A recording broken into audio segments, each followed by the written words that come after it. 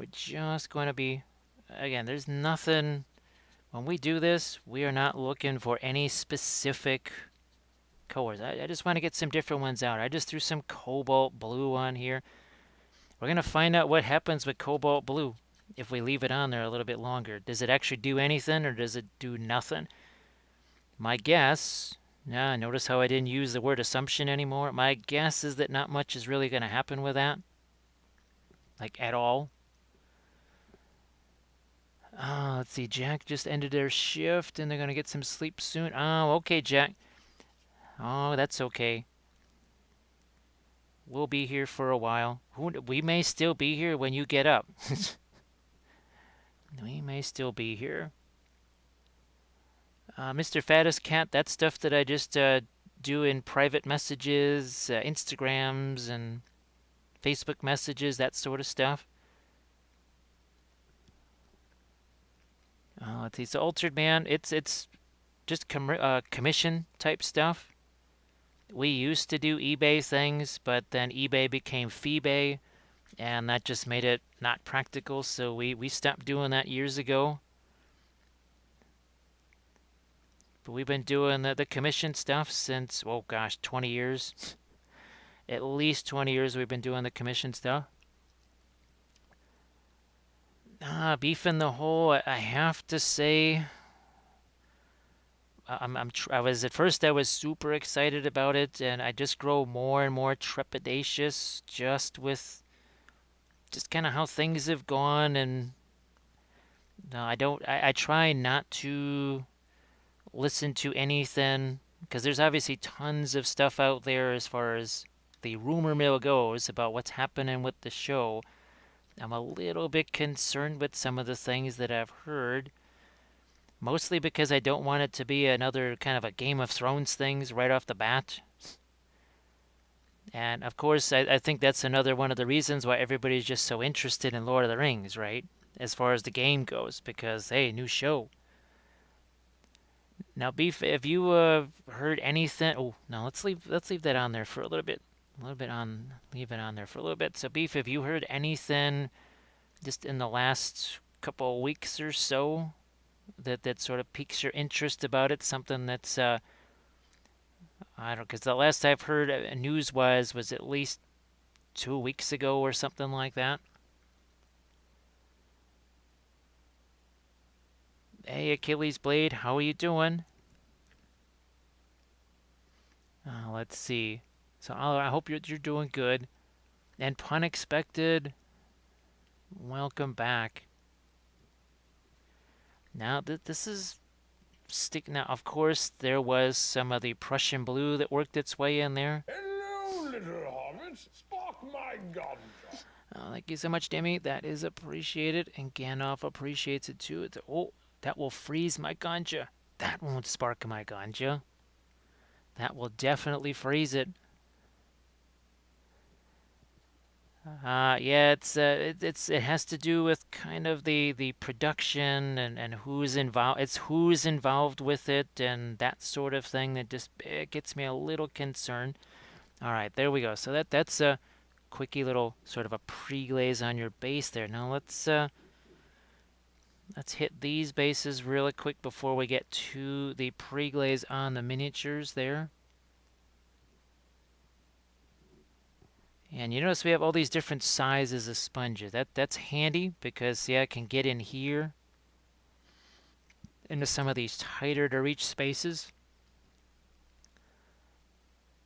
Oh, well, hey, folks, be sure to give Pun Expected a follow so that the next time Pun Expected is live, you don't miss Pun Expected. Now see here, a lot of that's being wiped away. A lot of that's being wiped. Well, maybe not as much as I thought. That's the ultramarine blue and the cobalt blue. Now, of course, Sculpey is a super absorbent surface. If this were plastic or resin or something like that, it might not be adhering quite this well. Now, the Sculpey clay we're talking about, this is ye old, just your basic white Sculpey clay. Now, this is you can see you can bake these thick. The sheet that I was working with here was at least 2.5 times the thickness, as you can see how thick that was. compared to this. So we do lots of different thicknesses. Do we have one more left? Yeah, we got one more left. So we'll be working on these 4 guys here, just like we worked on the Warcry warband. Oh gosh, what was the last one we just did? The guys with all the glowy stuff. The Scions of Flame. Yeah, Scions of Flame. We just did those guys. So some of this blue, it did stand behind more than I expected. I gotta say that. That's a little bit more than I expected. And also, these guys, they're spindly buggers. Holy smokes. They are very spindly. So we're going to have to really be dainty and delicate and all that kind of stuff when it comes to taking away the... Actually, yeah, see, they're not... Oh, see that? That surface is not quite so absorbent, and way more of that comes off. That's a lot more coming off. So it's, again, not unexpected. This is why we talk about staining colors versus not staining colors, right? Ultramarine blue, cobalt blue, them ain't staining colors. Egyptian violet, it's a super stainer. It literally is a super stainer. And you can see how much of that stays behind in comparison to some of those blues that did. So I think we're all pretty much caught up on the chat there. If I missed a question, somebody can go ahead and fire that again. Yeah, just take this stuff away, and I have no idea what this is actually supposed to be. It's like it's a cloak, and it's also like a spell effect, so not sure exactly what everything's supposed to be. Oh, you ever try out and not pun expected? Well, let's just put it this way. One of the reasons I have not been getting a whole bunch of new paints to try them out is just when I started to get the vibe that the folks that were supposed to be working on the paint line weren't really working on it anymore. And I said, well, I can't justify shelling out lots of dough for just trying out colors as experiments when maybe the folks I'm doing the experiments for aren't really doing anything.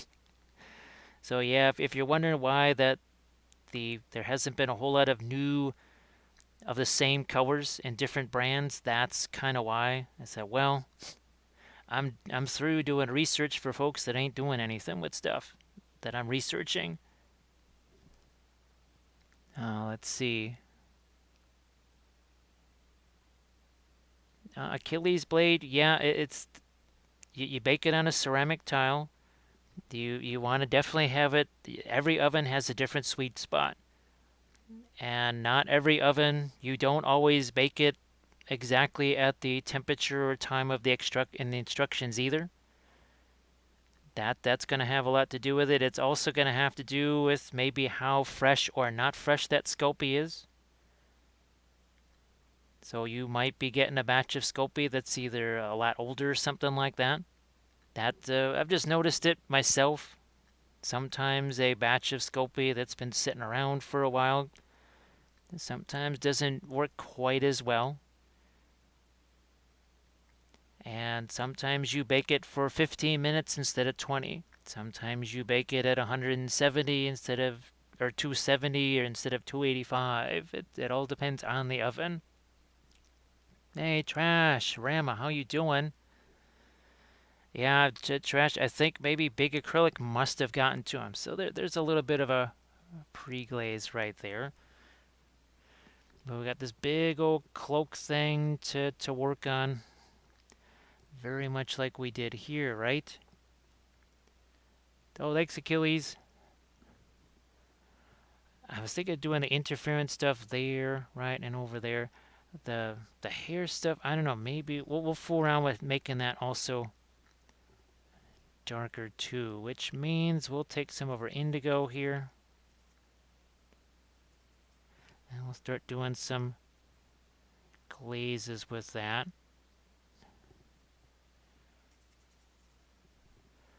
More glazes here.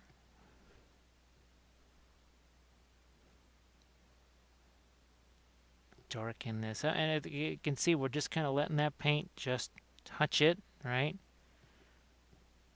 And we'll let it flow into all those wonderful crevices all by itself. Just let it do that.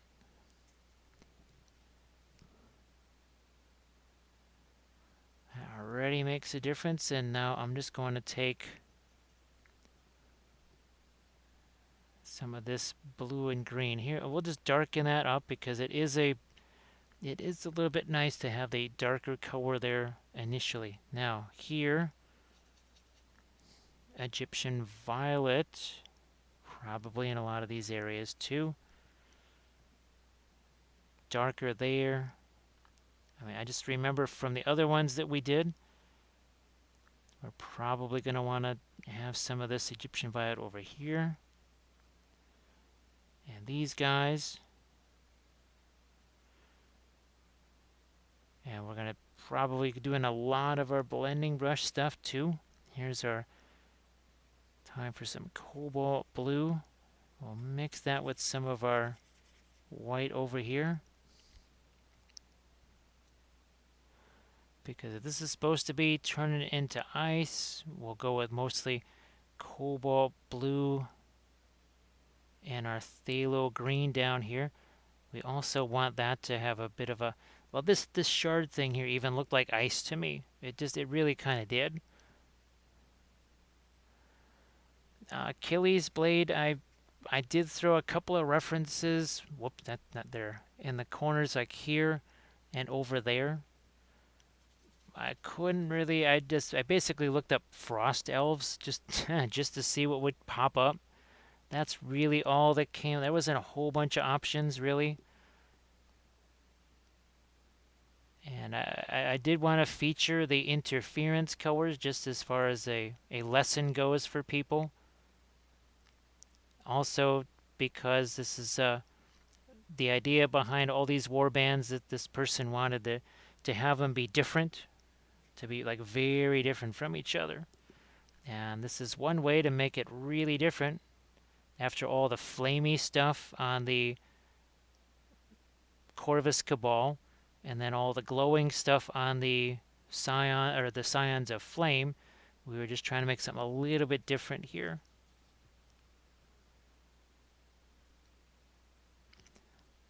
All kidding aside, I was kind of laughing at myself when I typed that in. I thought, there's nothing that's going to show up. There was actually more that showed up than I thought. I was surprised at how much stuff showed up. All right, where's that ultramarine blue? Actually going to get some ultramarine blue down in here. Yeah, why not? Back to our cobalt blue. Oh, that's it's interesting that how red that is. Now I'm going to throw some of the Egyptian violet into here.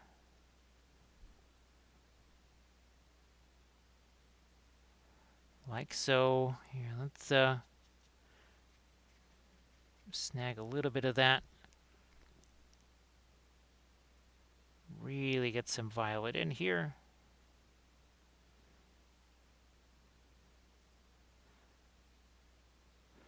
Letting all that mix together. I'll let some of that violet get into here.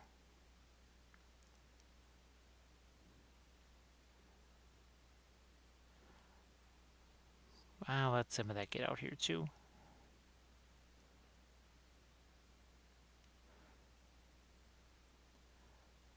A little bit of it onto the here, and I'm going to take some of that same color, throw it over there. We'll probably hit that again with a bit of a glazy thing. Let's lighten this stuff up here, maybe. Take our white and our... Now, go with a little bit of the Prussian blue here, I think. Yeah, a little bit of that Prussian blue and hit this guy.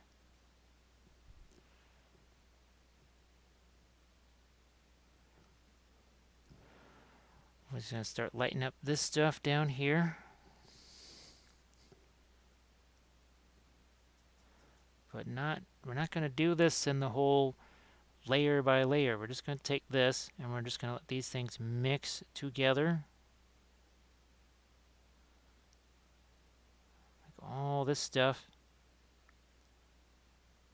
You can see it's mixing on the brush. It's already mixing on the brush. Then we hit it with a little bit of our blending brush and it should mix even more. So again, instead of a whole bunch of layers, hashtag no layers. We'll probably do some glaze things even over the top of this as well. Back into our phthalo green here. When we hit that with the blending brush, because the phthalo green is sitting underneath there, well, that's what it should do. It should blend together.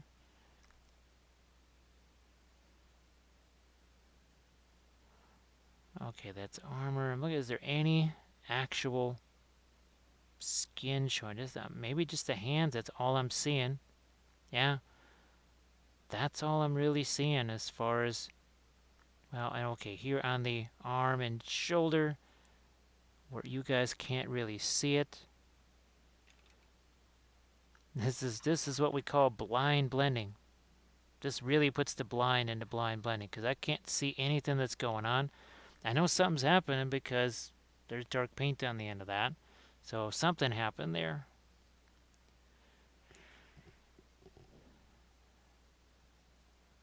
I'm gonna go back over here into some of the Egyptian violet here.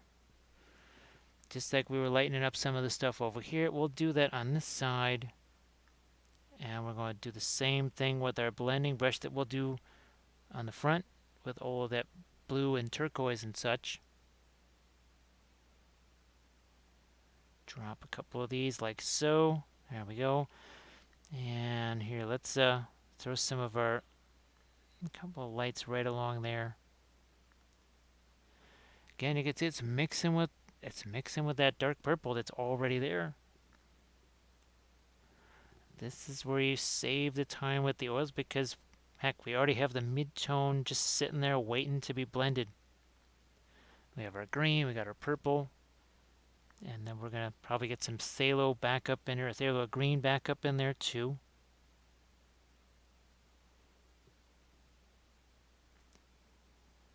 We'll throw out just a few hints of our lighter Egyptian violet down here.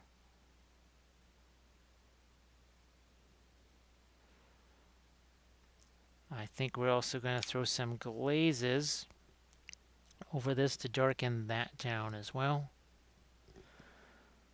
And that might take the form. Let's just do some indigo stuff here. Some indigo and boom, make that darker.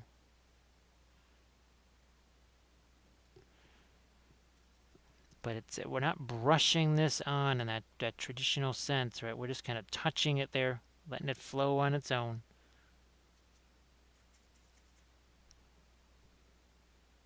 Darken this down too. Back here, all that stuff. I think we just want that to be darker. The more darker that is, that'll just be set into the background more because this cloak stuff here, that's really gonna have to take precedence. Blending brush time, I think, at least the first round of it. So see, we got all of these rough and nasty things here. We're going to use that same kind of scumbling action here. We got to make sure we dry off that brush or wipe off that brush with each one. We don't want to stick this in any kind of liquid or cleaner. Well, if we do that, instead of just blending these things, what we'll do is we'll just annihilate them. We'll just slowly wash them right off of there. We pretty much don't want that to happen. And then we do a couple of these, and then we have to get in there and wipe some of the excess off of that brush because it is picking up paint. Each and every time we do this, it is picking up some more paint. This is why the miniature becomes your palette. Your palette is just a color storage device. The color is just sitting there so you can get it on on this palette and really work with it. So I can see how that got suddenly smoother. How's about we do some of that same kind of stuff over here on this side. Again, it's about brush stroke management. There was some brush strokes there. This is getting rid of all those brush strokes. Just scumming them all together. Look how nice and soft that just got. Nice and smooth, right? That just got smoother. See, we got a couple of brush strokes right there. Those are just going to go right away. They're gone. It's the end of that. Brush strokes gone. More like so.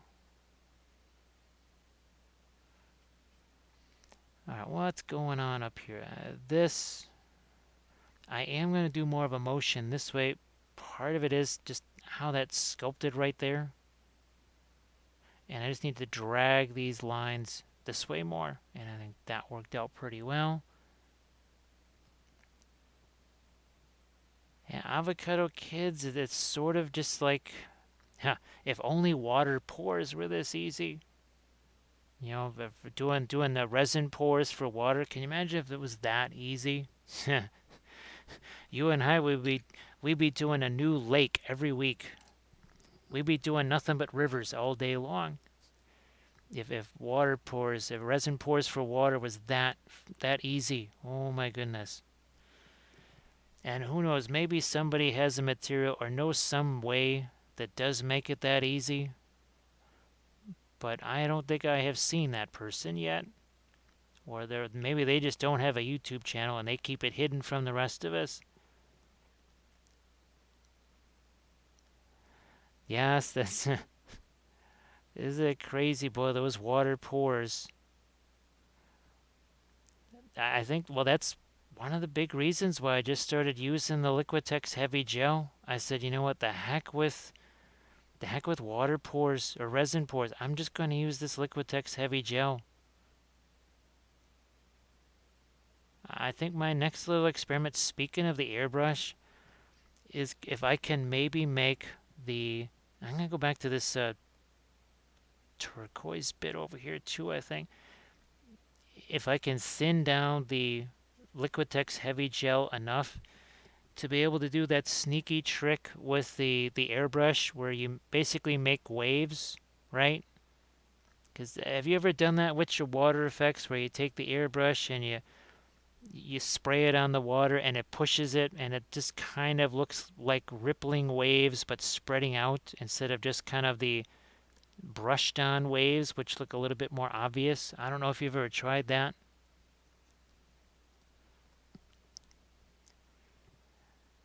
More of that turquoise in here. Yeah. Need to get some turquoise over this way too.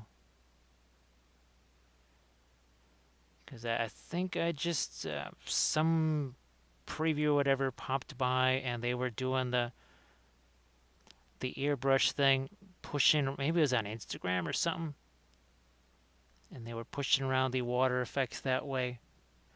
All right, let's go a little lighter now. Maybe not a little lighter, maybe a lot lighter.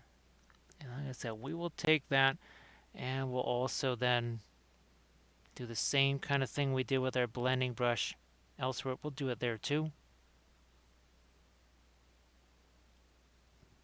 Electro, that's well, that's Luke of Luke's APS, right? It has to be our favorite hummus, right? Because Luke's APS has all of our favorite hummus. Wasteland soil. Enjoy. Oh, let's see. What are those? The asparagus. No, oh no, it's roasted pine nut. Roasted pine nut.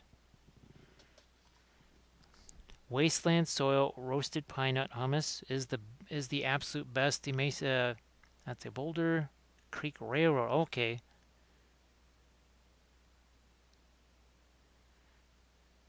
The straw labeled bully because it pushes that stuff around. Now here, I'm gonna see what do we want to do now with some of these here. These tiny little chains. Let's see what happens with those. Yeah, I've seen, I think I've seen the Boulder Creek guy.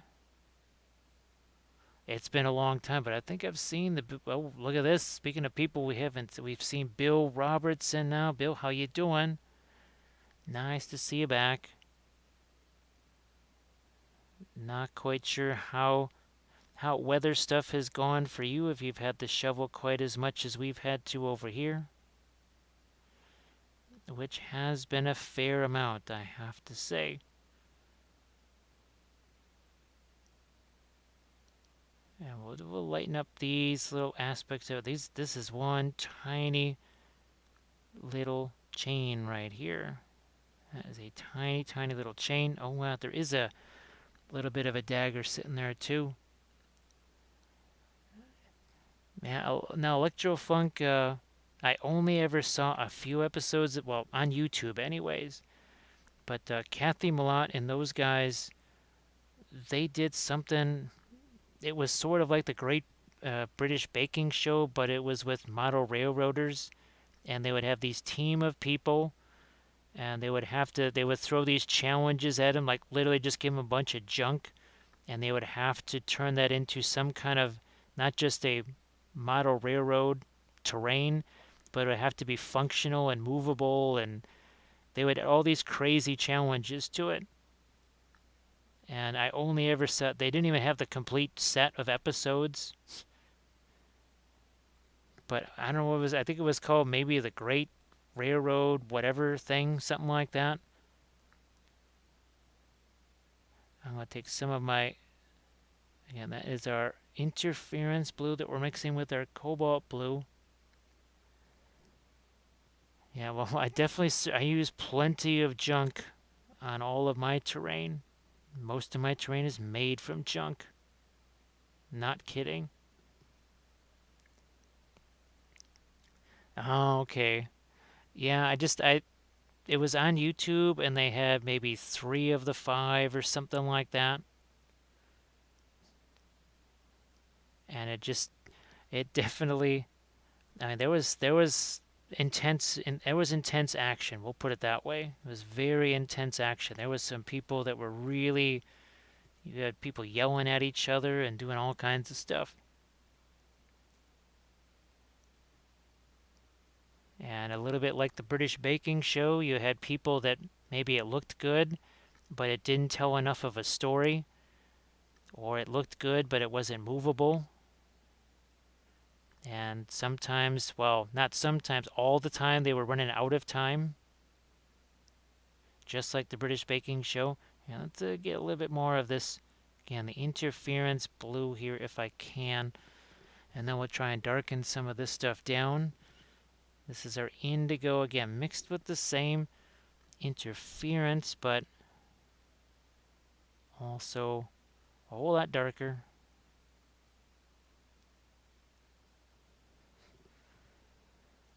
I think we could probably use some, yeah, we need some Salo up there maybe. You know what, first maybe I will try a little bit of a cobalt blue glaze up there just to see what happens. Just as, oh, that's that actually. That might just be the trick right there. That might, oh yeah, that was a good choice, I think.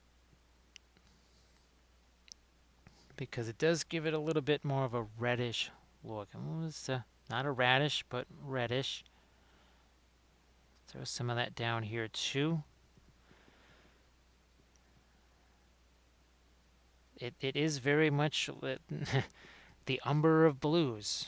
It really kind of is. It does the same sort of weird task that Umber does. As sort of a, I don't want to say a late stage, but a later stage glaze. It just seems to work well for that.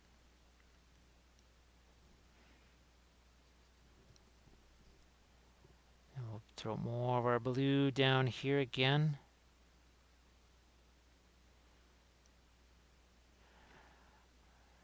And now we've got our violet up here. But first, a little bit of cobalt here.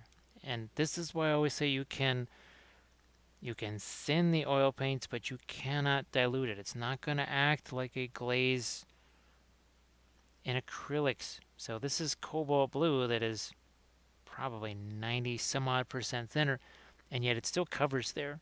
And it's a transparent paint. It's already a translucent paint. We have thinned it like crazy, and yet it can still cover. That is not how acrylics are going to work. Very much not the way. See if I can add some lights here with my... I'm going to throw out some new interference blue if I can. Is this it? There it is. I think we have plenty of the interference green. Let's get a little bit of our interference blue out here now.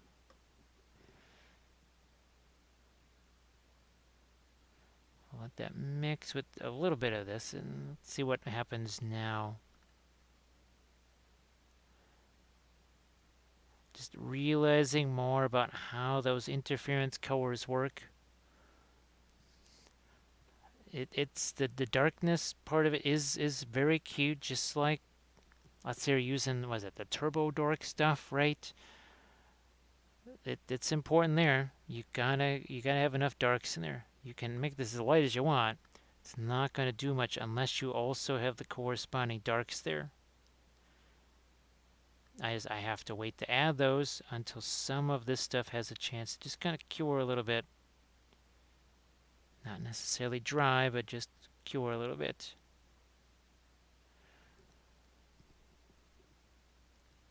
And I know there was the question that came up about the whole making these things dry faster. That is not something you're going to want to do because they just don't evaporate the way water does. So you're not going to be able to artificially reduce the drying time on this. If you need it to dry faster, you just work on either a whole bunch of things at once or just do acrylics. But I definitely advocate working on lots of things at once. Now we're also going to try and lighten this a bit here. And then we'll have to also hit that with our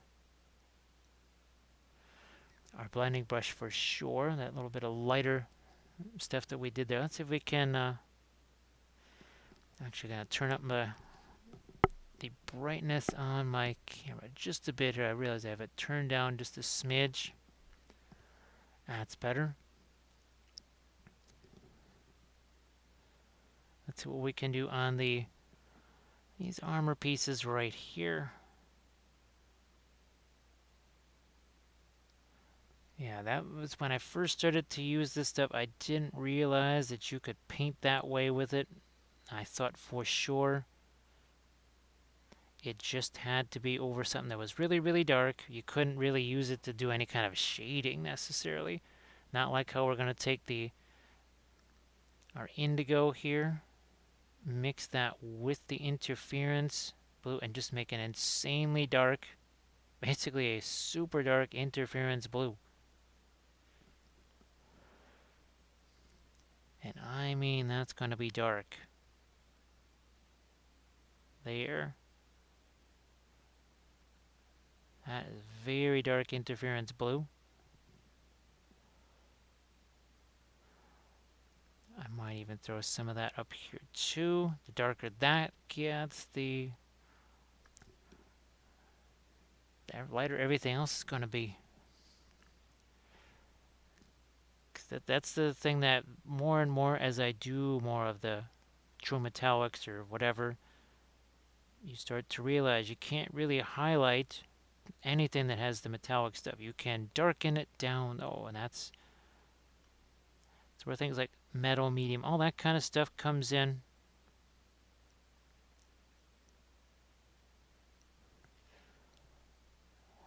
Okay, now I'm just going to look back here. Fortunately, I can throw a little bit of snow on there, whatever, and just fill any gaps that there might be between the cloak and where the base is.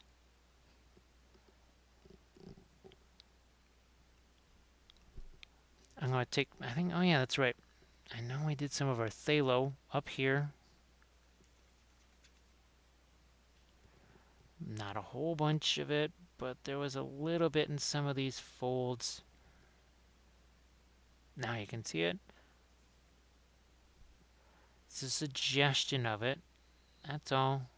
It's just a little bit of a suggestion of it. Doesn't take a lot, just a little bit, that's all. Color goes somewhere, it must go everywhere, right? Now this is a little bit of our turquoise here.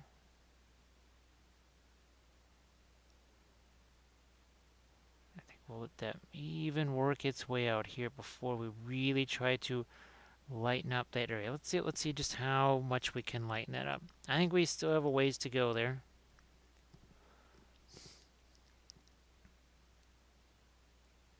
And I'm also gonna, this is pretty thick as far as the paint goes. That's relatively thick, and sure enough, it sticks there, no problem. Look at that. No problem whatsoever. We can start to maybe throw some highlights onto the hair.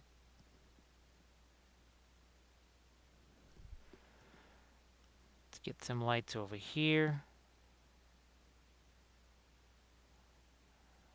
There we are. Yeah, see, that's starting to mirror what we had going on down here.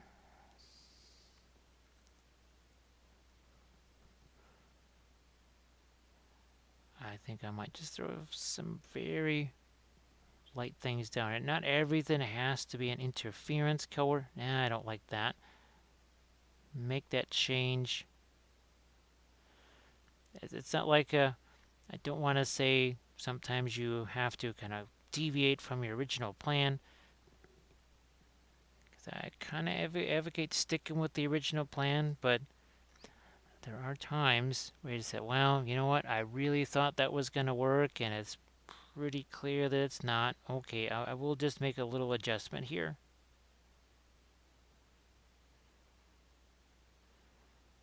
I think I see people, that's where you end up with the Gandalf the White with the glowing whatever, the glowing staff, where the light from the staff is darker than the white of his robe. And they said, but his robe is white. So, well, when you shine a light on something, yes, you light that one area, but everything else then becomes in shadow. So yeah, your brain's saying, yeah, he's wearing white.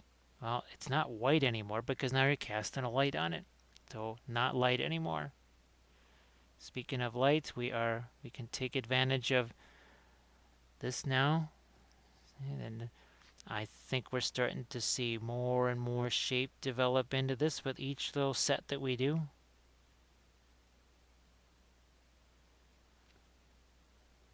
I think you can see what we're about to try and get here.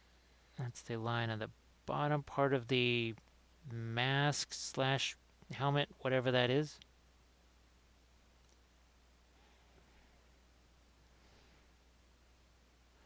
See if I can't pop some more lights into the hair. So these are things I typically, after I do something like a glaze, I don't have to wait for them to dry, but I do have to wait for some of that liquid to just kind of subside. And then I also have to go over it with thicker paint like this because, well, you can't get much thinner than a pin line wash. It will require you to go just thicker here. Again, that whole idea that thicker paint is going to stick.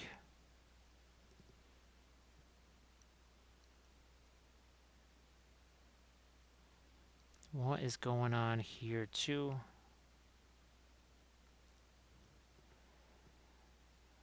I think I'll lighten up this. I had hoped to keep it more turquoise, but I think just with what's going on with our ice, if we want this to be like our ice, I think I just have to maybe hit a couple of bright highlights here.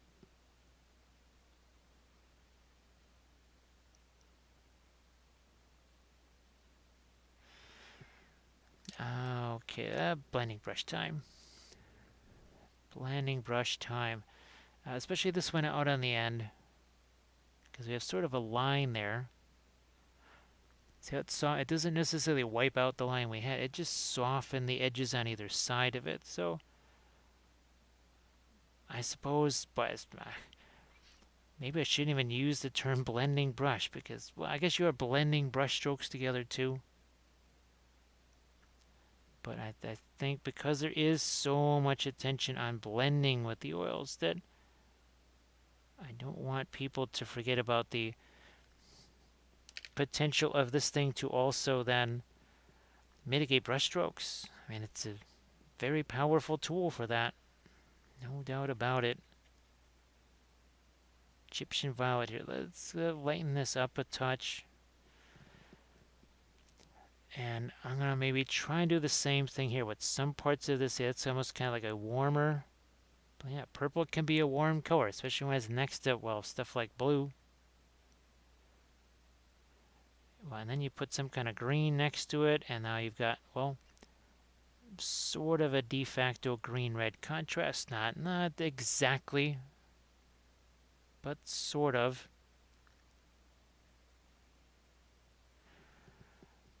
Couple of lighter lights now on this. I don't really want it to be armor, but it should probably have a little bit of a shininess to it. And then on the other set, maybe that's where our phthalo green works its way in there.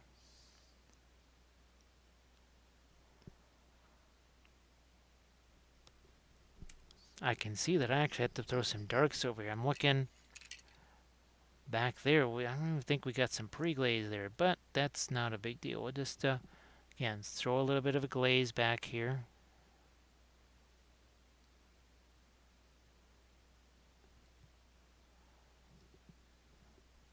Do we want... Yeah, I'll just do some darker stuff down here too.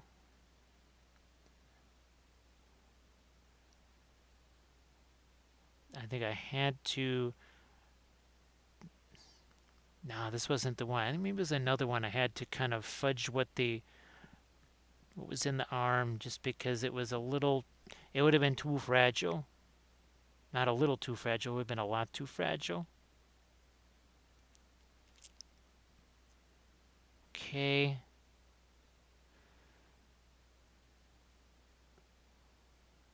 Now I think I want to get some kind of something lighter there.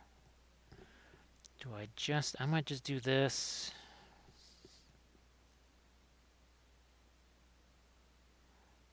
And we'll just throw some of that right there. And we might even... Now we'll go back to our regular blending brush right here. So the idea is we'll take that one brush stroke and we're going to leave that sharp side as intact as we can. But see how we took that and we were to drag that right down here? This is what we do not need, those layers. We just don't need those. See that? A lot of that just taken care of very easily.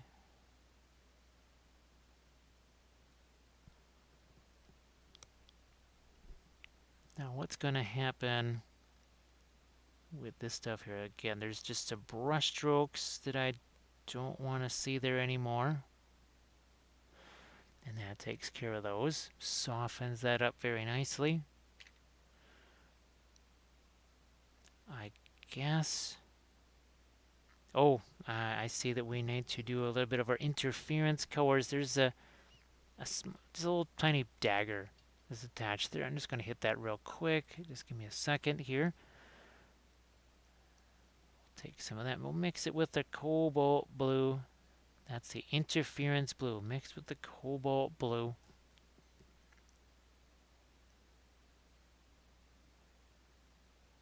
And I think we got some of our darks in there.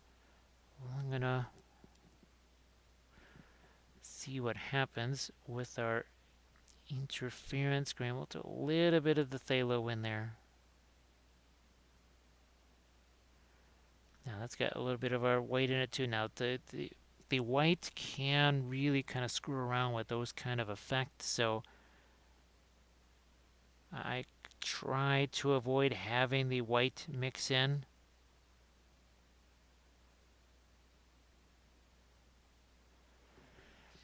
It's just something I've been experimenting with just to see, are we better off just with the straight up, the green by itself, the interference green by itself. I could also infuse it with a little bit of the, oh gosh, what's that stuff called? The iridescent.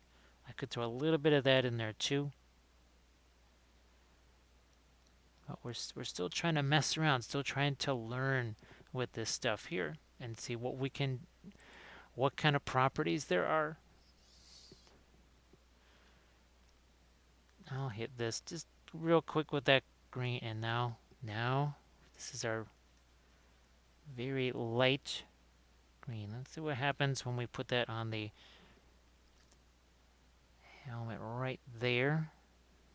That is definitely, that's definitely lighter. All right, no doubt about that.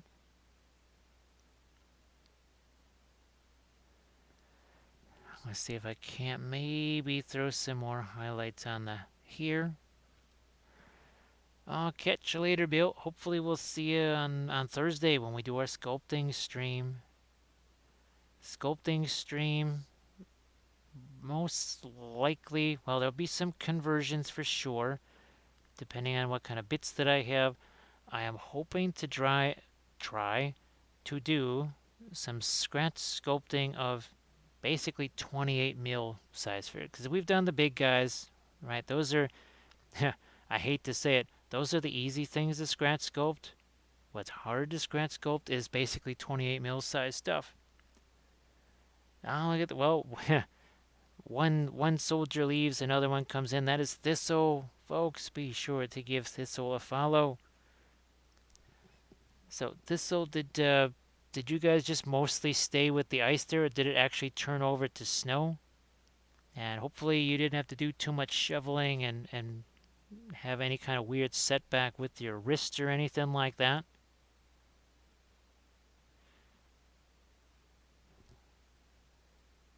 Let's see. So Thistle, I hope that you're doing well. And I know you were saying that the wrist just keeps on getting stronger, more endurance, all that good stuff, which is fantastic.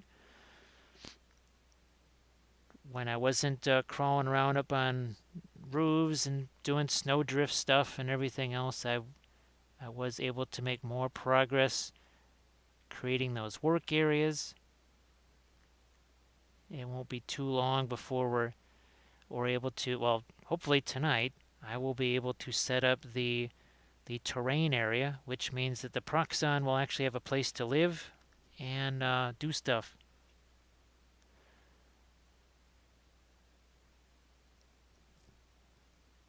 Yeah, I know you were saying it would just kind of rain, rain, and rain. You guys definitely did not get what we got, that's for sure. This was quite the pounding we got here. Alright, now these also, boy, what do we want to do? Are we going to make those the purple? No, I'm going to maybe go with a, let's see what happens with a lighter cobalt. So we'll take this and let's dive into a little bit of our cobalt blue here. See what happens. See what happens. I think it's going to have to be on the thicker side as well. Oh, let's see. Mini oral arts. I was wondering, when it comes to fires, is there much of a difference in the steps? Let's see. Now, do you mean the non-realistic as far as that it's dark in the center and it gets light when it goes to the outside? Because we have tons and tons of episodes here. Because in addition to the Cavalry channel and the Lord of the Rings channel and the Food Network, it's also the Object Source Lighting channel. So there are literally just dozens and dozens and dozens of examples of different types of object source lighting. Stuff like the Balrog, the Witch King, We even have this one right here, which was a white light source. Stuff like the Corvus Cabal, again, more of our light source stuff going on. So there are tons and tons of those. Oh, let's see, we've got, oh, of course, our, you have stuff more like these guys where the glow is sort of internal. And then we just did this one last week right here. So we just did this. There's tons and tons of object source lighting here on the channel. Where did that guy go? He goes over here. Now, actually, you can go check out now. This one's on the Patreon page right here. But let's see if we the Scions of Flame. I actually did post, or I do have the picture of the Scions here. One second. It's going to take me a little time to find that. One second. There we go. So go back and watch that unit right there because we did every color of object source lighting. We did magenta, purple, green, blue, turquoise, dirty green. We did all the different colors. So I think there's a couple of those. Oh, and actually the Nocturna bus. That's another one that was more of a purple. So yeah, there's tons of those. There's also other ones on the YouTube channel as well. So I think you could maybe go back and check out some of those, and that might be helpful for you. Hey, Melina, how are you doing? Nice to see you. We're having well, since we've got so much snow here, it just seemed to make sense to be doing some ice themed. What are these? The Khanites here from the Warcry, one of the new, well, the new Warcry boxed set, I suppose. I guess do they still call them? Would they still call that a starter box, or is it just a box set at this point? I don't know. What do I know? I don't know these things. What I do know is I need to get a little bit of my light color back here. And also over here too. And then up here.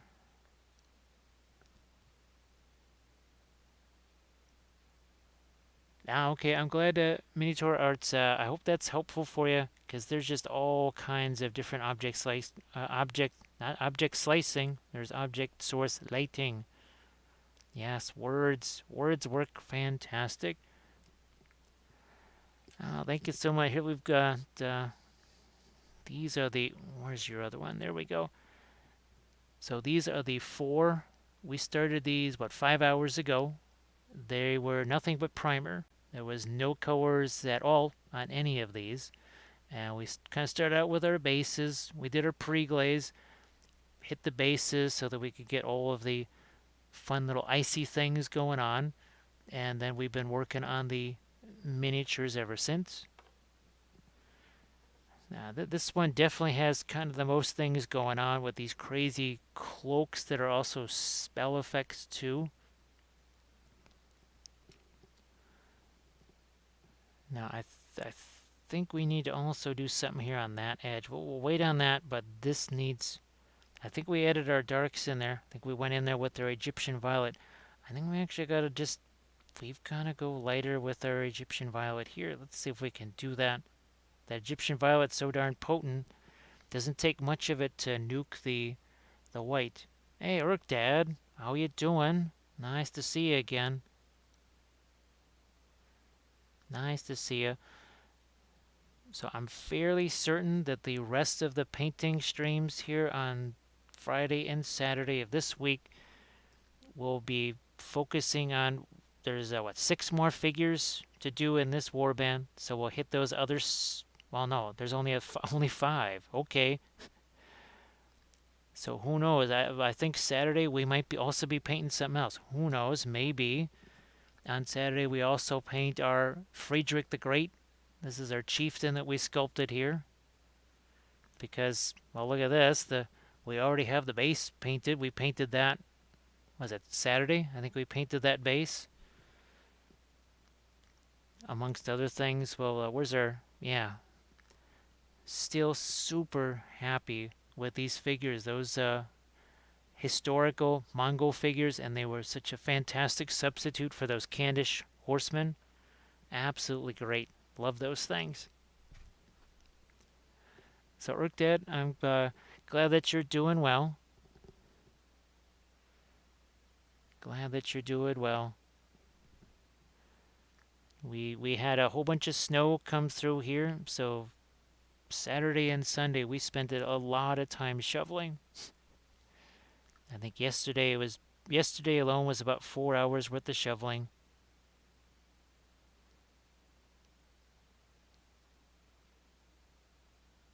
There, more of this. That's a little bit again of our Egyptian violet down there. This also now because we lighten this, something's got to give over here too. Hello, little hobbits. Spark my ganja. Well, thank you so much, Moochie. I appreciate that, and so does Gandalf. Gandalf says, "Oh, that will that will freeze my ganja." He's getting away. He does not like these guys so much. Yeah, it was the drifts were definitely a big thing. If it just fell normally, it would have been different. But you had all the wind and the snow drifts, and that kind of well, I suppose if you were out in the country or something like that, it would be different. But when the houses are only 4 feet apart and everything is such close quarters, you put some 2 foot snow drifts out there. That's going to make things interesting. Ah, the snow turned to rain over there. That's, oof. To be honest, I can live with this more than the whole snow and rain thing. Because either way, it just makes things more crazy when you combine the two. I do not like the two in combination. Actually, I would just rather have the snow, period. So it hit that a little bit lighter. Now that was a case of where we took the plastic glue and actually just kind of buried that in plastic glue. After the plastic glue dried, I basically went with my sanding sticks. So instead of oh, that's the other thing I gotta get is the Vallejo plastic putty in a tube, not the usual just paint jar style. I need to get it in a tube. And I'm fairly certain the only place I can get that is from the Micromark catalog. Another thing I have to remember. Here, let's see if we can't highlight that just a pinch more.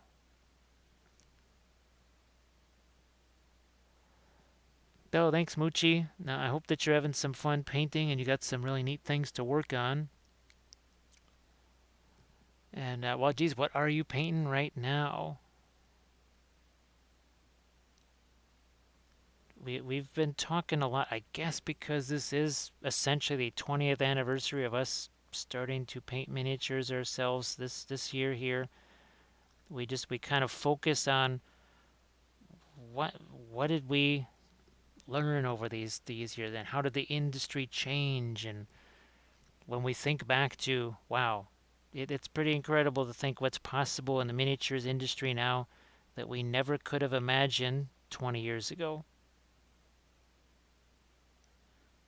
Basically, as as far as miniatures go, you definitely have flying nuclear-powered cars. It's like all that kind of the crazy stuff that you envision in the past. Well, it's exceeded anything that I ever thought could happen, which is really, really cool. It's more toys for us.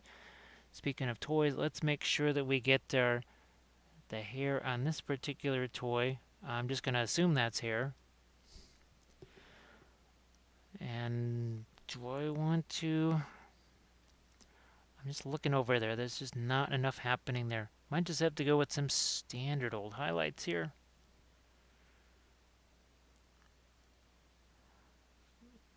And I know just we've been talking a lot about, well, let's see.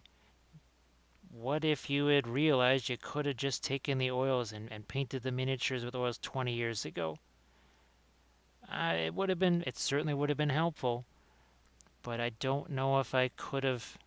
Somehow, I think all those years of doing the acrylics first just made me realize, okay, what are the real advantages of the oils. If I had started out with those, I might not have actually really known what the advantages were.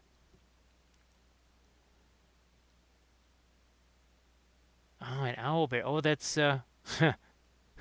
Uchi, that's so funny. Where's my owlbear family here? So this is a recent tutorial video that I just did, and of course doing it while it was doing all the snowy stuff. We had to do them with snow and make them snowy owls, snowy owl bears, with the little guys and the mom and everything like that. So just had to do that just for fun.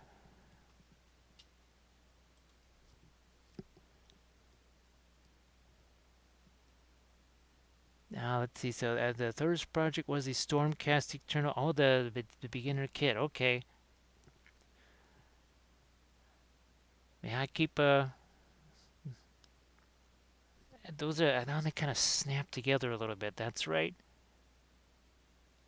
I keep thinking of the more elaborate Stormcast that I've been assembling.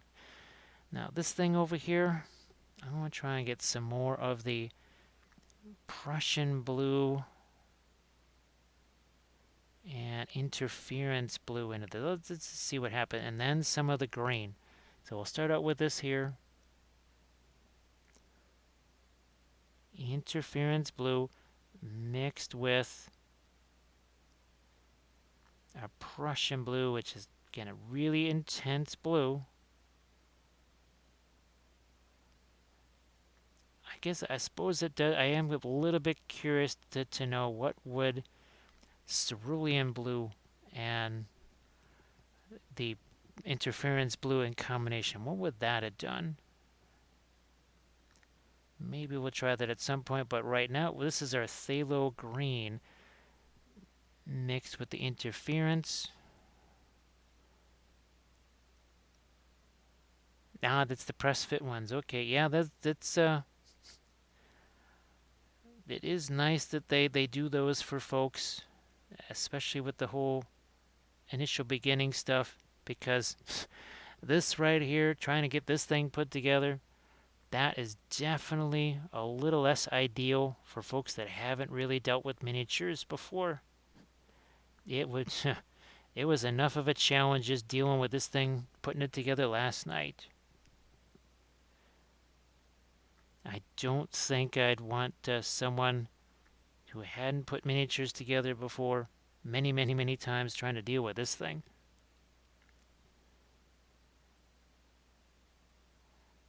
Okay, that the green is doing it. It's being helpful. Yeah, it is creating that little bit of a shifting there of the color.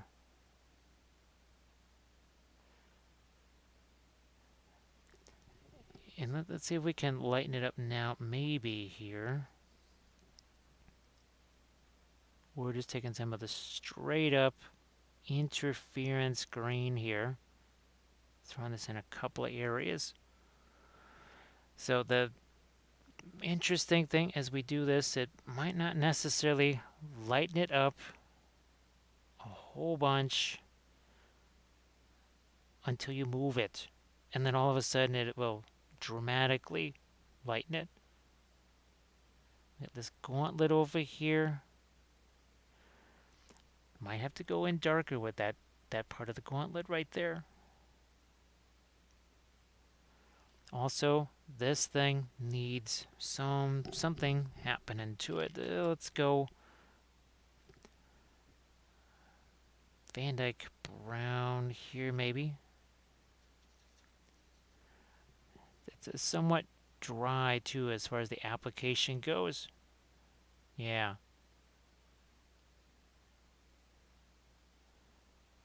I want to get this side of it too. Again, the pre-glaze there, it was a little bit hard to get that into some places on this because we didn't have it stuck to the base initially, right? Because we wanted to be able to actually, well, it would have been tough to paint the ice back there. I mean, I could have pretty much, I guess, kept that on there. Ah, thanks, Aussie, for hanging out. Hopefully see you Thursday. Hopefully see you Thursday.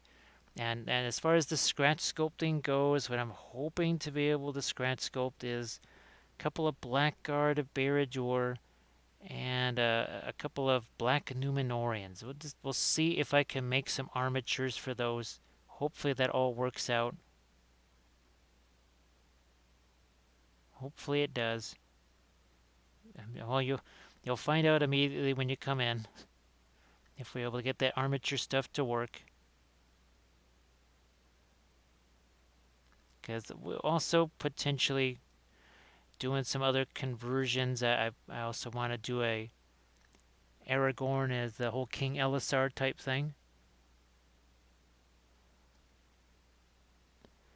Just like Melina was saying, we've been at this for 20 years now as far as the miniature painting goes. So you definitely want to, and I remember what those were like, the ones we did 20 years ago. So definitely want to give yourself some slack for sure. Because we didn't know anything about basing. There's so much that we did not know anything about. So let's see. Hopefully, you have yourself a good night's sleep. I need to get more of the phthalo. I want to get some right over here too, I think. Where's my... There it is.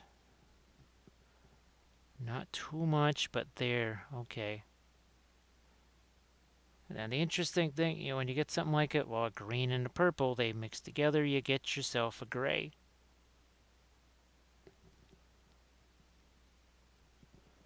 More of that phthalo green. Maybe a couple other spots. So there's, interestingly enough, that cobalt blue glaze that we did not all that long ago. It looks like it's dry. It is not dry, but it sort of looks that way. All right, more of the phthalo down here too.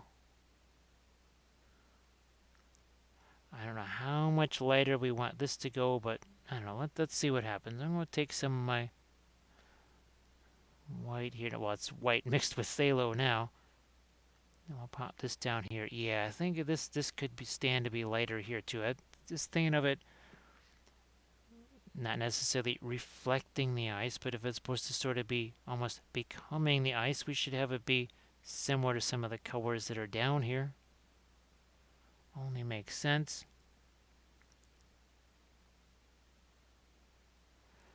And I suppose I know that someone asked about reference, whatever. I did have this. This is actually on the YouTube channel. It was a session from a long time ago, probably April or something like that. One of our first streams way, way, way back in the day. My goodness, it seems, part of it seems like we've been doing the Twitch thing for years, and then sometimes it feels like it was just yesterday. And then there's times where that first stream feels like, compared to now, what it's like painting miniatures now versus 20 years ago. Just had no clue what to expect. I mean, I sort of had researched Twitch and all that, but the first stream I ever watched was my own. So there was definitely things to learn. As we lighten this up too.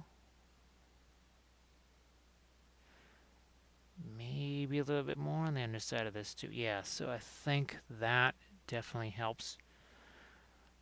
And I'm not sure, I guess this does actually extend down. So I'm not quite sure how you're supposed to base that thing on just the regular flat 40 mil because, well, I don't know. We'll maybe it does just sit there flat. I don't know. It didn't seem to. Going to try and work some phthalo into it. This is our lighter phthalo again. Don't want to mess around too much with that. We are going to use our blending brush here, though. Yeah, this is all over interference stuff, so I have to be really kind of gentle with this. Very gentle with our scumbling here. And I think that's starting to, yeah, that's starting to, again, it's about the brush strokes. I'm not trying to actually blend any colors here. All I'm trying to do is soften brush strokes, and it looks like I did the job there.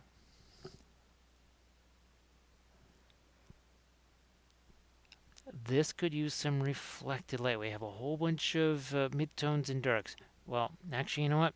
Ironically enough, I am going to start off with a darker color here. First, we'll reinforce these darks, then we're going to go the other way. Very helpful. Damn glad I did that. Let's see, Melina's supposed to stream for the game store I work for, but I don't really have a clue how it works either. Melina, it's... Now, I did live streams on YouTube for years, and this is very, very different than YouTube. I mean, it's massively different. Structurally, some things are the same, but the biggest difference is you have the chat, you're interacting with that. Then there's things like the chat point rewards and so many other aspects of Twitch that YouTube just does not have. And Twitch is way more interactive than YouTube by orders of magnitude, more interactive. The other thing about Twitch is that it is way more of a community.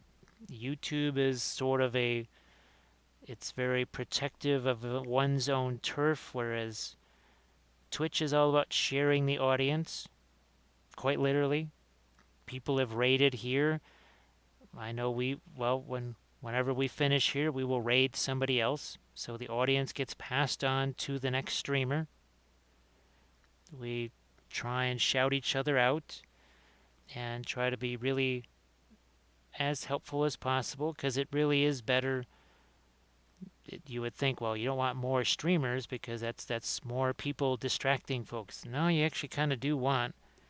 The more folks stream, the more people will want to watch, and the more it grows. There's the technical aspects of things, and really those don't matter quite so much as the interaction. That's one of the reasons why people come to Twitch, is that they're not just there to sit there and watch somebody.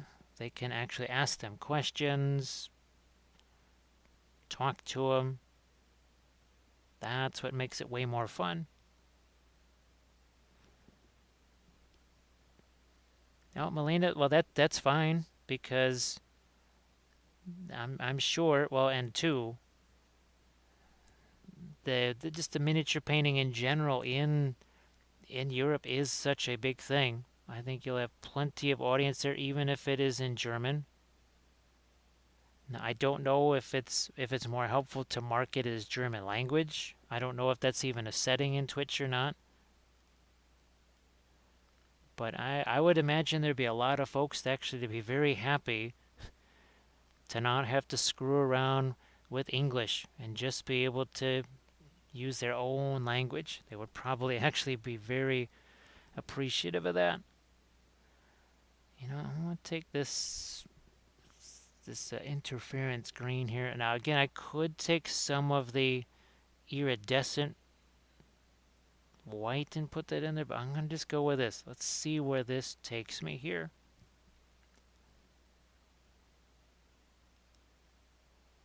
Now, I know, well, folks like Stila, yeah, that's a person whose native language is Italian, who's living in Japan, who translates things, who streams in English. And that is 10,000 times the brain power that I could. There's no way I could do that. I couldn't even. Just thinking about it makes my brain turn off. Can't even conceive of it. What I can conceive of is I'm liking the fact that those got. But see how it's light until you twist it and turn it, and that is not anymore. That is the difference of the interference colors. And that is, every time we use these, we learn a little bit more. So again, this was the last, and when it dries, it will be, obviously it's way less glossy, but you're left with all of those fun, look at that, you got green on the shoulders there, you got the blue, there's even a little bit of purple in there, and then as you twist this around, green, blue, back to the green over there.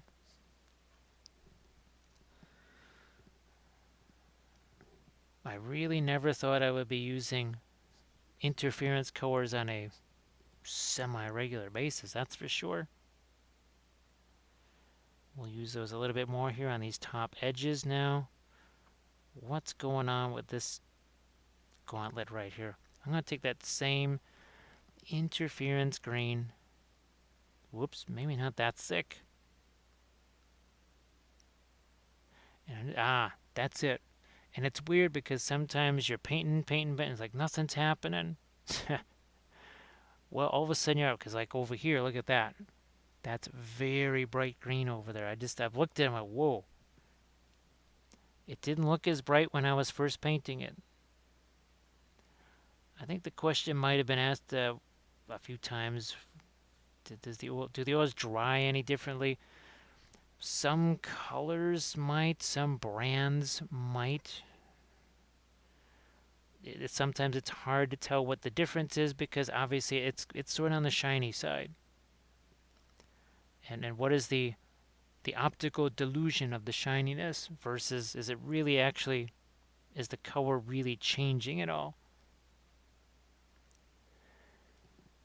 It's hard to even describe it, Marlena. Now these are, in some ways, they're like the color shifting paints, like the Turbo Dork and your Green Stuff World and all that. But there's 4 of these, and Williamsburg, as far as I know, is the only company that makes these. The idea is that you mix this or you paint this over something. So here's another case, and now this is just the blue right here. So you painted the interference blue over purple. So see, as you turn it this way, see the armor becomes purple. Now it's blue. You've got this blade over here that looks like regular non-metallic metals until you do that. And all of a sudden now it is blue. It's super, super translucent. I've been actually now mixing it with other paint colors. And also, too, it has been thinned just like all my other oil paints. So this is just oil paint out of a tube into a blister pack like this, mixed with high quality thinner to the consistency of miniature paint. And the interference colors work way better when they're thinned. I would imagine that when you're using them on just a 2D canvas or whatever, all I can figure is that you're supposed to mix them with something else because they're useless on their own. The only reason I can even do this is because they have been thinned down like crazy. I didn't know that when I first started working with them, but it's really hard to describe exactly what their whole effect is. Where's my other example here? So here's another one. Now this one has 3 different interference colors. There's magenta there, but see the blue that pops up in a few places?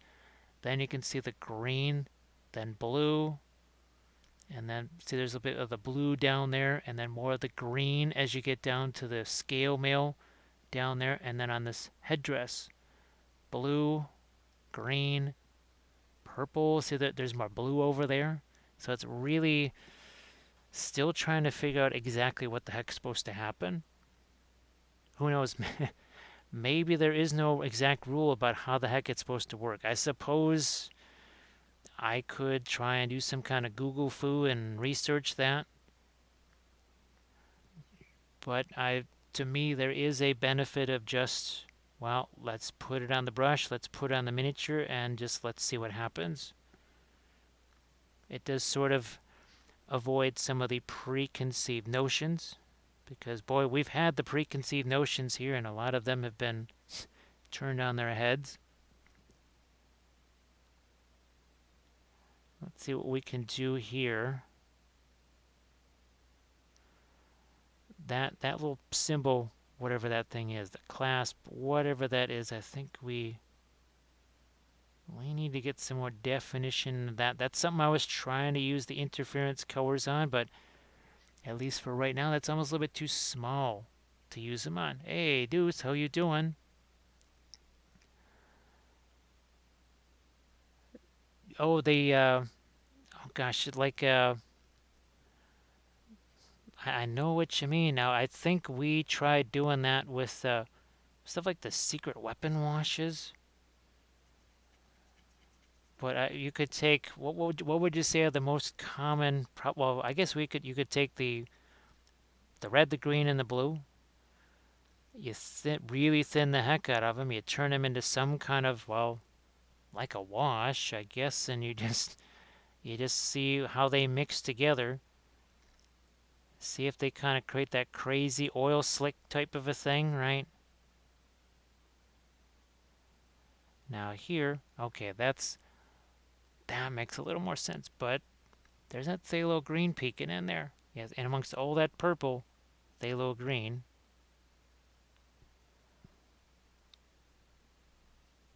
What's gonna happen over here? So this, no, I don't wanna. I was just thinking about going lighter in there. No, I don't want to do that. I think I will stay out here with it, and that's it. Can always use the blending brush here to manage whatever weird brush strokes are coming in there. This is the. Now, I think they do sell the individual faction box now, but this is the new, I guess you would call it the starter set. Catacombs is the starter set, maybe, I think. And this has the Scions of Flame. So you have the Khanites here, and then you have the Scions of Flame. And we painted all of these guys on stream. Yeah, let's scroll on down here. So here's I think we're actually going to pass by the Cypher, not the Cypher Lords. We're going to pass by the, where'd you go? Where are you? Yeah, we did the Corvus Cabal here. Where are the, gotcha, Scions of Flame. There they are. So that was a crazy one because every single one of them has a different color of object source lighting. Yeah, Stila, how you doing? So yeah, we've got, I think we might jump back to this one now. I just wanted that paint to set for a bit. But the icy band is looking icy cold, and we haven't even put the snow on there yet. So imagine what happens when we get some of our snow and all that other kind of stuff on there too. Oh, the Shadowstalkers. That's what they call these Khanites here. So there's our moderator has thrown up a link for you there. I'm going to actually play around with a little bit of a glazy thing here. Steel, we won't be doing the snow today. That is definitely something that has to wait until this stuff is dried, because it'll pick up whatever, it'll interact with this. So we definitely don't want to have that happen. Oh, and then there'll also be ice little crystals kind of stuck in some things here. So we will have to let these guys dry. Actually, what I was hoping is that these would, well, not hoping, they will be dry by Friday. So I could actually paint 2 or 3 more of these, and then also maybe do the snow effects. Either that or Saturday. So be able to do the snow effects on these 4. Now, of course, we'll have to wait to do the snow effects on all those ones we paint on Friday and Saturday. Yeah, I'm going to just grab, you know what, a little Egyptian violet with our ivory black here.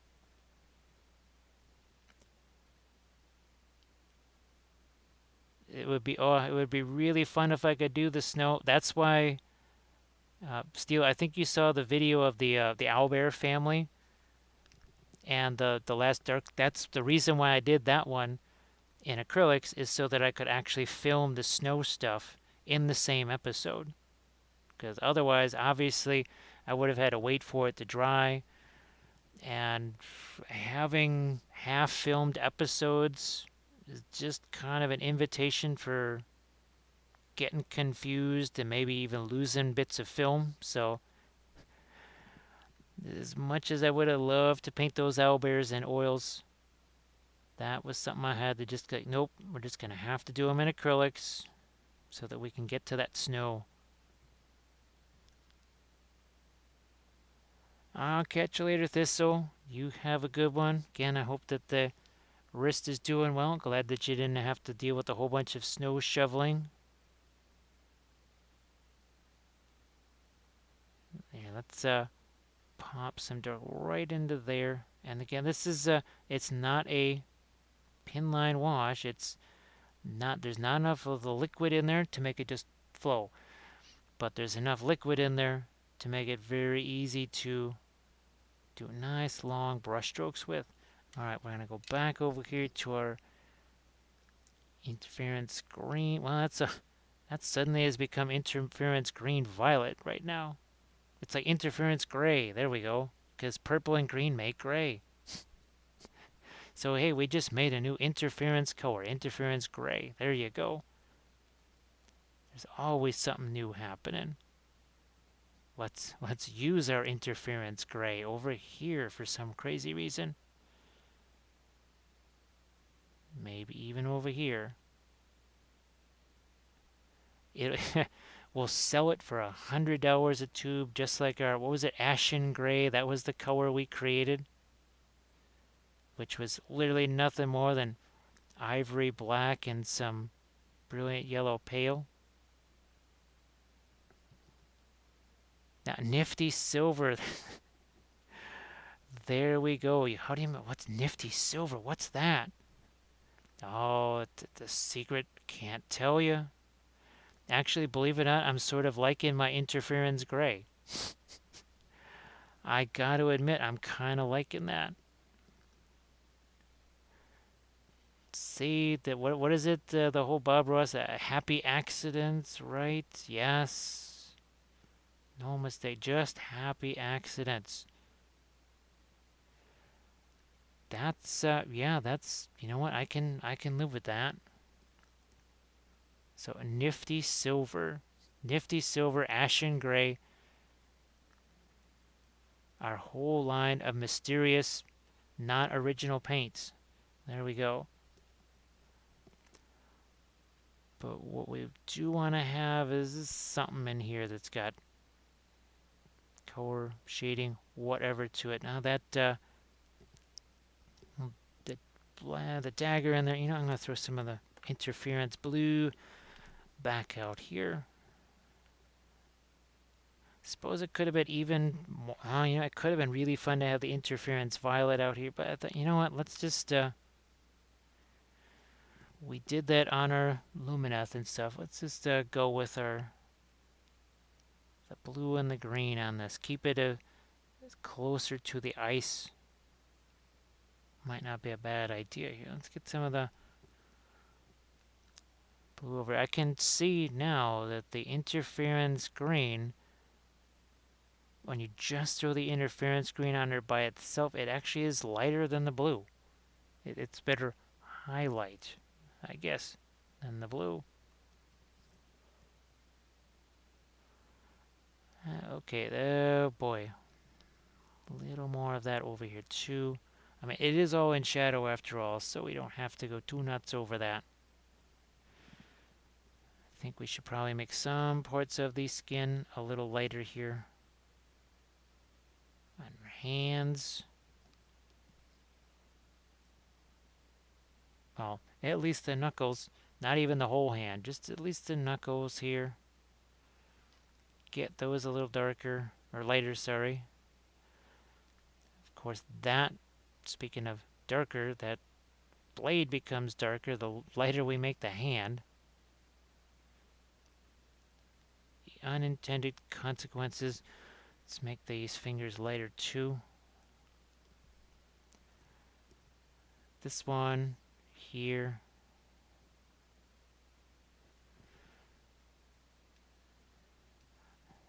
Yeah, let's just do all this here. What are, I can never really understand what some of, they look like little Tinker toys. Little Tinker toys. I might even throw some more darks into here. Let that even mix with some of my midtones. I want to see if I can't take that. I do have some of the interference blue back out here.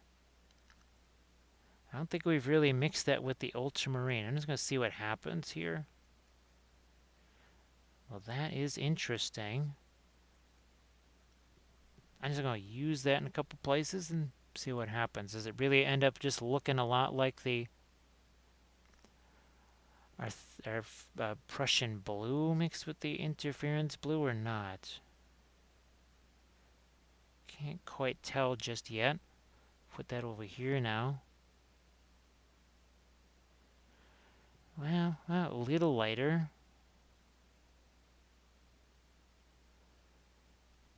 I'm going to throw some of that down here too. Hard to really distinguish any major difference between that, say, and the cobalt blue mixed with the interference blue, or even the, well, it looks redder on the palette, but less of a difference when we actually get it out on here. Onto this palette, also known as the miniature.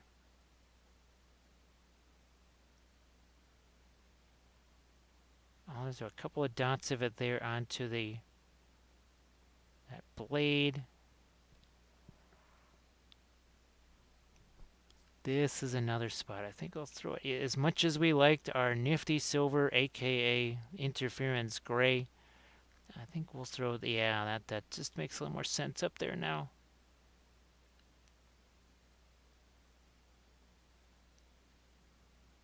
Touch of that back here. Now I'm just looking for areas that I might hit with the blending brush again. Ah, down there. Yep. Down here. This stuff. Now it's also fighting a, I guess that is supposed to sit down on the base, because I'm noticing that is kind of flat right there. So I guess it was supposed to sit down. I don't know. It was kind of neat having it floating a little bit. Why not? A little bit of floaty. Okay. Now those are just looking like lines right here, and some dots. So let's they've been there for a while. We can come back and see a little bit of a stippling effect on them there. See the effect that had. Look at that. It just, now there's a nice sweep to those. What about this? Does this need to be a lighter? But I could see that needing to be lighter right there. So let's steal some white over here and see if we can grab just a smidge of Egyptian violet over here. It does not take much Egyptian violet to just completely nuke that. Well, yeah, there you go. That's how little it takes. So we'll just go over here and try and mix up some more.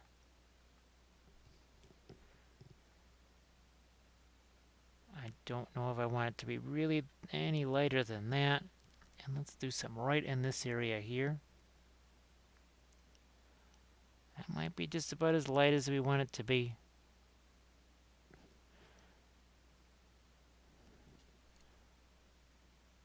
That's about it. And what we'll do is as I was going to wait for that to 15 minutes maybe and go back over that with our blending brush and kind of knock that down.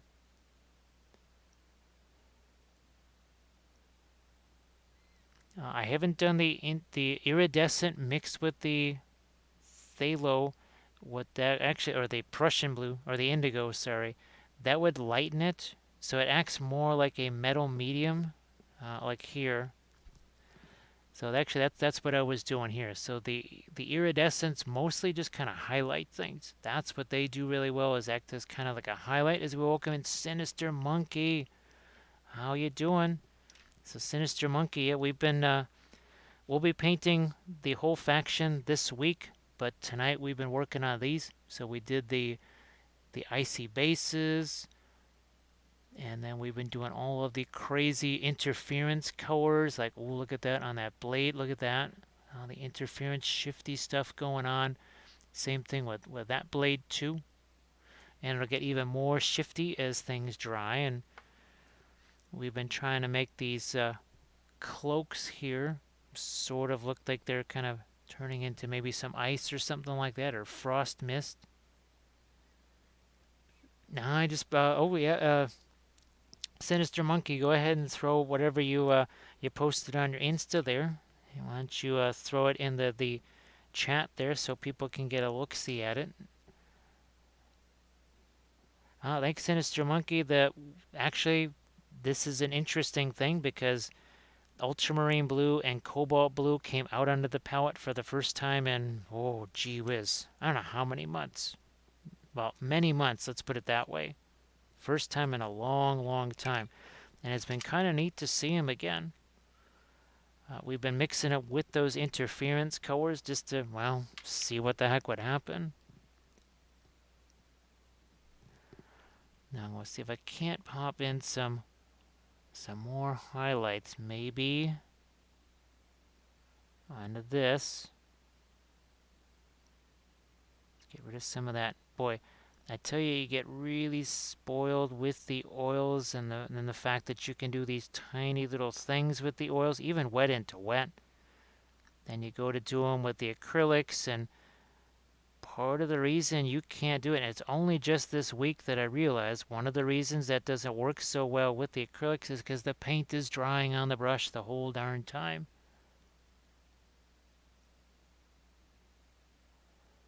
Now, Muchi, we're working all in oils here. So these are basically regular artist oil colors that I have thinned to the consistency of miniature paint. So they're all just your. So there's the ultramarine blue that we've been using. Let's see, we've got our cobalt sitting over here. Is this our? There's our Prussian blue that we've been using. So they are basically oil paints that I squeeze them into a little blister pack like this. I take my high quality odorless paint thinner, throw that in there, and basically again get them to the consistency of miniature paint. And that's what you see out on the palette. That is all oil paints out there. And the vast majority of stuff here that I paint on the Twitch channel is all painted with the oils. So all of the basically almost every Warcry figure, with the exception of the Cypher Lords, I think. Yeah, it's about every one of those warbands have been painted with the oils, and we use them on our Lord of the Rings figures, bolt action, you name it. It's really fantastic stuff. Absolutely love working with it. I'm going to just keep throwing in some of our little highlights right here. Yeah. Because as you can see by my fingers right here, so that's some of that is oil paint that we put on there, well, almost 6 hours ago. And obviously that is still wet enough that it's getting all over my fingers. But doesn't really matter. Not a big deal. We're just let's move some of these highlights up here. Yeah, just realized that needed some there too. The acrylics are definitely going to dry way, way, way faster. That's to me, I don't know if I would ever, ever, ever want to stream acrylics ever again, because they are drying on your brush the very second you try and do anything with them. And when you're trying to stream things on Twitch, there's an endless amount of, well, things that keep you from getting that paint on to the miniature, and it just sits there on your brush. We are going to capture just a couple of highlights right there.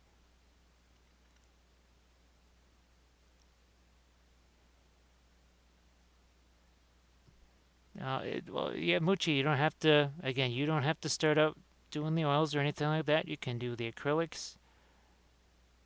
But the oils themselves, they're, again, I'm painting these. They're already thin to the consistency of miniature paint, so they're not any thicker. Actually, you're more likely to actually lose texture from acrylic paint than these, because these are very easy and they really settle into place. They don't remain thick, and because you can mix them and blend them on the surface so easily, it's also very easy to get rid of brush strokes and any kind of excess paint. It's really easy to do that with the oils. Just that's what we've been doing with this blending brush right here. It's just, oh, look, there's some excess paint there. Let's say, oh yeah, over here it just got a little bit thick. Well, we just do that. See, we just took away some paint right there. You can do that up here too. So anywhere we feel like, maybe there's just a little too much, whatever. Like up here. Remember we did that and we said we're just going to have to wait a little bit? Well, it's that time. So now we've taken away any little bit of an edge that's there.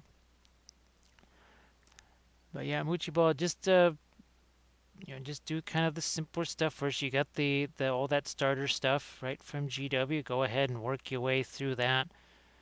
And then when you feel like you want to try it, there's the oils will always be there.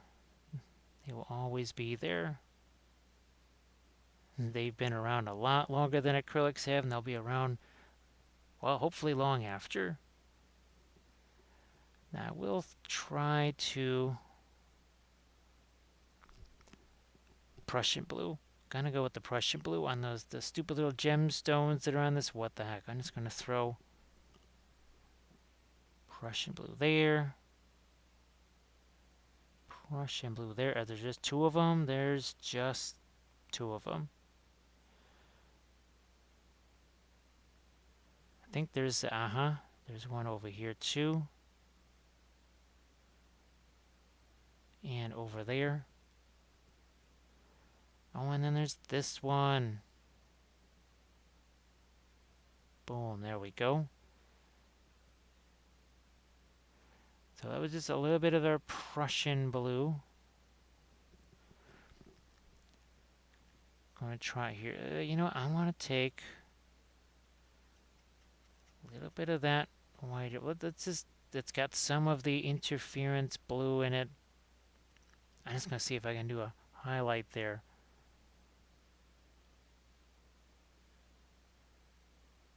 Now, are you talking about interference violet or the so you must be talking about the interference violet then, doing some experiments there?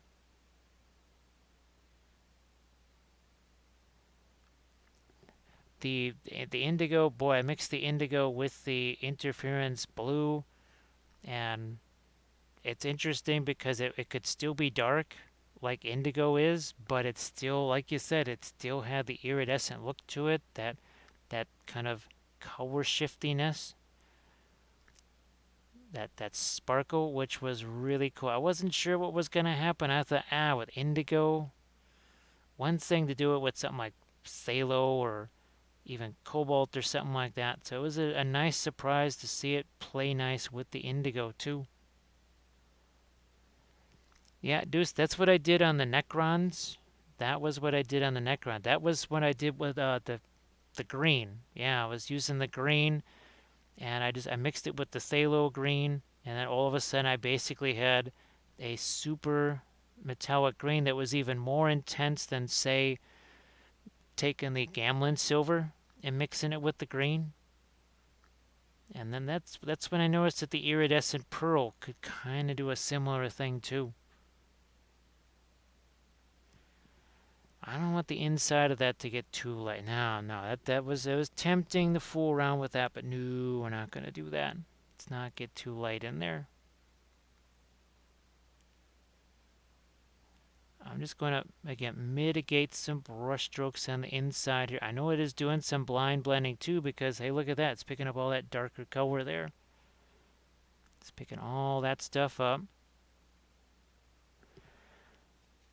And now, speaking of Egyptian violet, we'll just take some of that violet here and we'll just, it's more than just darkening that. We're trying to also give it a little bit of a color there too. Little bit of a color. And we'll take this all the way down here.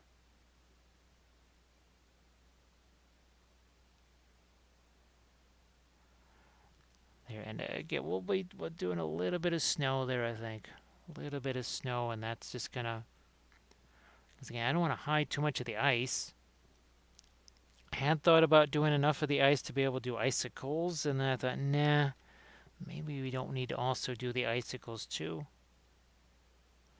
Back to a little bit of brush stroke management here. That's again that little bit of a scumbling thing that we do. Little bit of a scumbly thing here.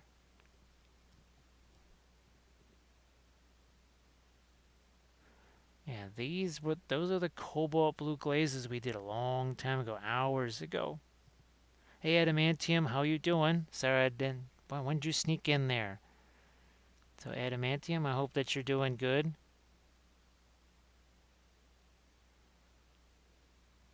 Ah, see we got a couple of dots right here. Right, that's where we put in some highlights. Now Bill Robertson is back because of insomnia.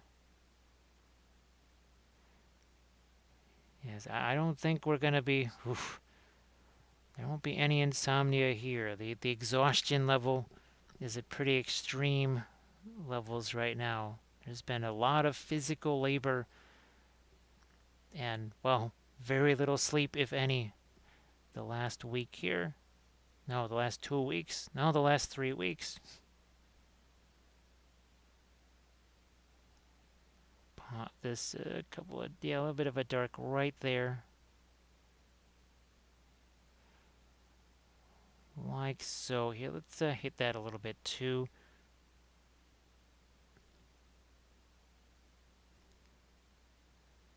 Yeah, so Bill, sorry that the insomnia bug is getting you there. Hopefully you'll be able to just kind of chill a little bit. Now this is the cobalt blue that's mixed with some of our. Well, I want to see what happens. I don't know. Not so sure about that. We'll do a little bit of film noir here. We haven't done the noir in a while. It should be interesting to see just how. So, violets, greens, blues, all that kind of stuff. Let's see what happens to it when we hit it with our film noir here. Like so. Let's grab some of the other ones. Now let's grab these two. It's easy to hold two in our hands. Plenty of light and dark. Plenty of light and dark, especially on these crazy things with the cloaks. But let's especially have them this way because we know there's all kinds of turquoise and purple and blue and stuff, right? Hey, Lamines, how you doing? Yeah, like dude says, what the heck is sleep? It's a rather barbaric human custom. I believe it involves snoring and drooling and all other kinds of stuff like that. Very unproductive. And now our green comes back in there, the purple comes back, all that kind of fun stuff, all coming back.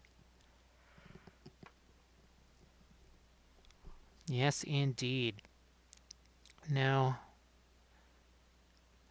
what I'm gonna do, let's see if we can do something like this. No, we'll just take this.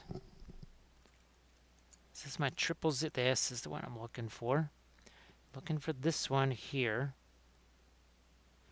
And hopefully what we can do is sort of use this as a micro blending brush.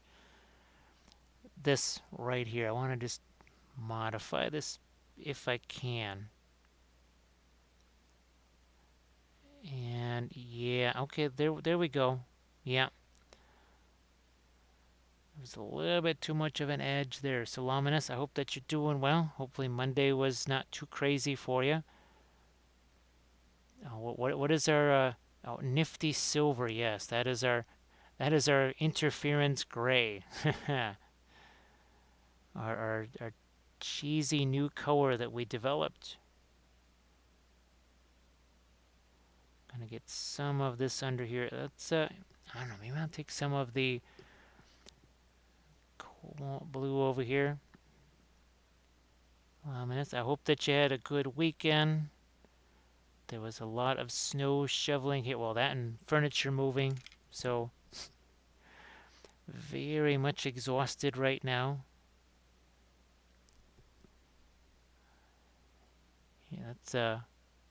Yeah, oh, that's actually got some of the interference color in there. All right. Oh, what the heck? Why not? Now I didn't get too much of that lovely snow. That's definitely got some of the interference blue mixed in with it, which is interesting. throw a little bit of that over here too. What is going on with this thing? Oh wow, it was all very dark here until I turned it this way and I went, ooh, okay, we already hit that with the interference green.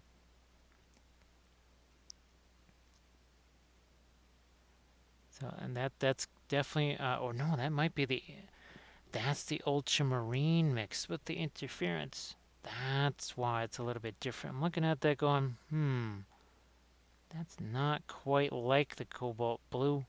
So there is a difference. Looks like there actually is a difference there. Once again, I am just going to take and just shove that down here and just do some mixing of stuff just so that it happens. Again, nothing that's really visible at all.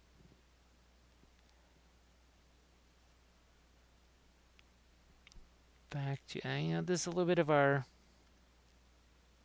Van Dyke brown. Hoping, and sure enough, the darkness of that helps take the interference green and makes that thing pop just a little bit right there. That's good.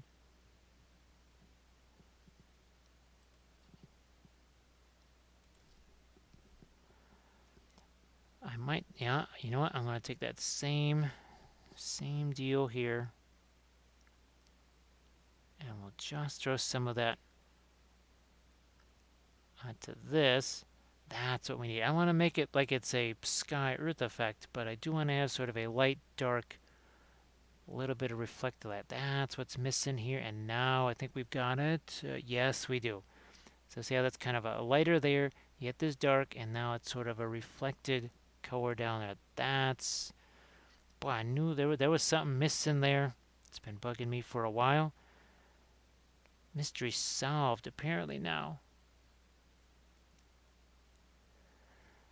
Yeah, Deuce, it's another way that Green Stuff World is not going to be happy with me.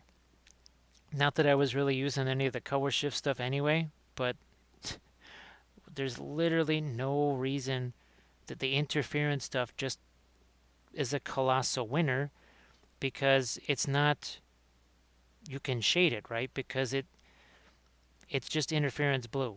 Whereas any kind of color shifting paint, there's those basically two colors within the paint and you're stuck with them. You're just stuck with that stuff. Whereas the interference violet is just violet. If you put it over green, you will get violet to green. If you mix it with the green, like you said, now you've got a whole different universe there. And that just does not happen with the color shift stuff. It's yet another thing that the oils do better. Are we surprised that we find yet more things that oils do better? I stopped being surprised a long time ago, although, I don't know. This whole journey into the iridescent and the interference paints been very, very wild.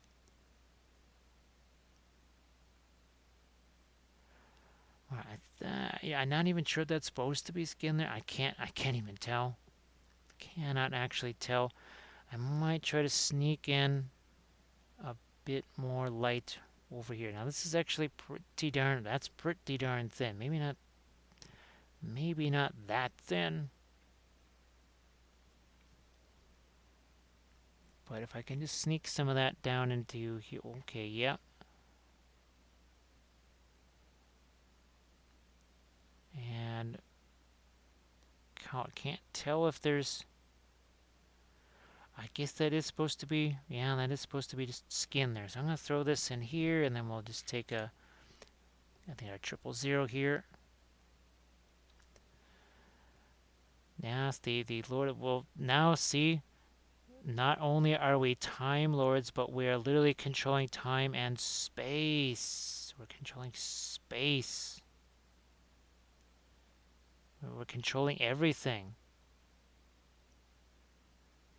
We control color, temperature. We control it all. Now insert evil laugh here. You know what? Maybe we don't. We have lonely little Terra Rosa there that hasn't been messed around with yet at all here. So yeah, let's grab lonely little Terra Rosa and do something with that. Just there. Yeah, that helps. Tiny bit. Didn't have to be much. Didn't have to be much, but just a little bit. Terra Rosa. So seriously, you are going to try to ignore me? I don't know if that's a wise move. I don't think it is, even when you got a whole bunch of icy things on bases.